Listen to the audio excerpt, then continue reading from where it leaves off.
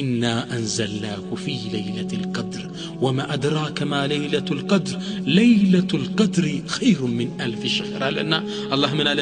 تنزل الملائكة ملائكة وردالو بزش لليت لكنه ሁለተኛው ይሄ ነው በዚህ ሌሊት መላእክት ከሰማይ ይዘንባል والروح جبريل አብራቸው فيها በዚህ ሌሊት باذن ربهم በጌታቸው ፍቃድ من كل امر የጌታቸው ትእዛዝ ይዘው በዚህ ሌሊት መላእክት ይወርዳሉ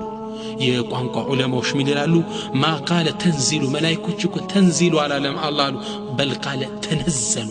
በሉጋ አንፃር ይለያል ተነዘሉ ማለት حشود الملائكة በጣም ብዙ መላእክት መዝነብ ማለት ነው ልክ እንደ ዝናብ የሚረግፉበት ነው ከሰማይ ወደ መሬት መላእክት ጅሙዕ ወጅሙዕ ጀማዓ ይሁን የሚወርዱበት ነው